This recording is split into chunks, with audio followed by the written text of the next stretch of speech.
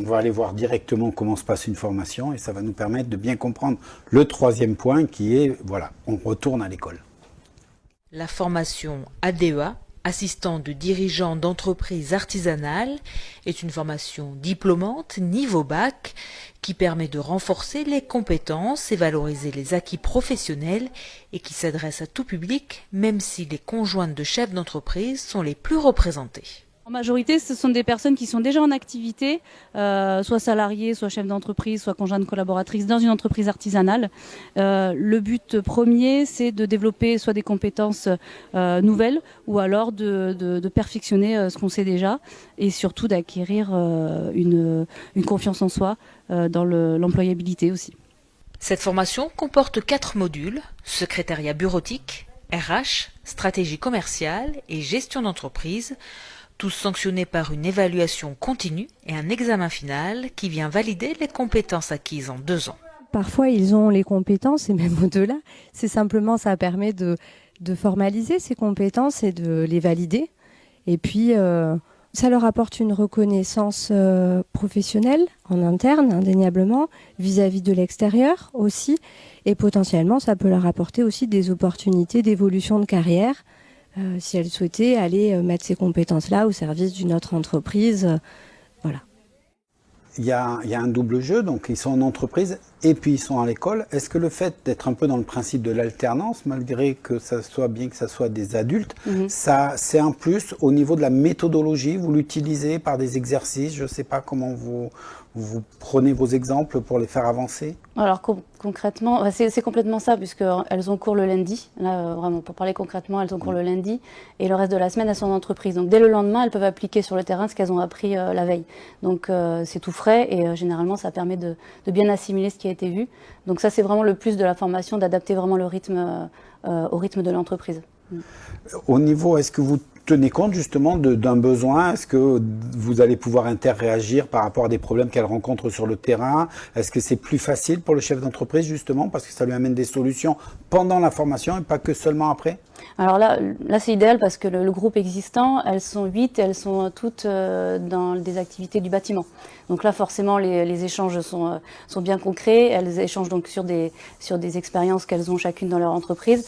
Donc elles peuvent, alors c'est rassurant et puis c'est aussi source de solutions exactement pour le chef d'entreprise qui peut voilà, concrètement, si c'est sur la bureautique, le lendemain, elle va arriver à l'entreprise et puis elle va lui dire bon bah là on va gagner 1 heure parce que je vais te faire du publipostage. C'est vraiment un exemple bateau, mais c'est ce qui permet. Voilà.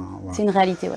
Combien de personnes par stage vous essayez d'avoir? Est-ce que c'est le maximum ou il y a un nombre à ne pas dépasser? Ouais, on essaye d'être sur le 8-10 maximum pour garder une qualité dans la formation.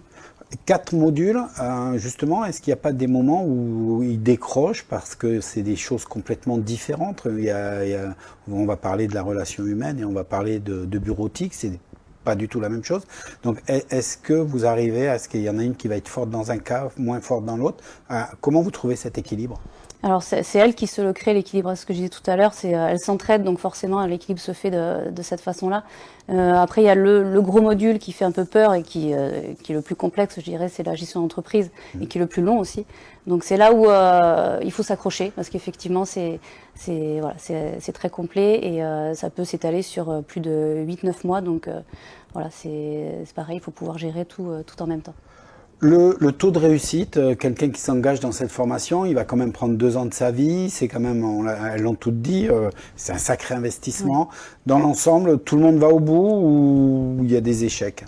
Il doit y avoir en moyenne 2 abandons par session, ce qui est voilà, ça va.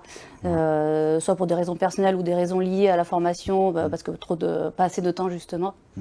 Mais sinon, le taux de réussite est à 100% pour les personnes qui vont jusqu'au bout. Alors, je veux m'inscrire. Comment je fais? Quand est-ce que vous avez la prochaine session? Bientôt? C'est déjà fait? C'est trop tard? Oui, alors le prochain module débarque, mais là, dans 2 semaines, donc ça va être trop juste pour s'inscrire. C'est le module stratégie commerciale.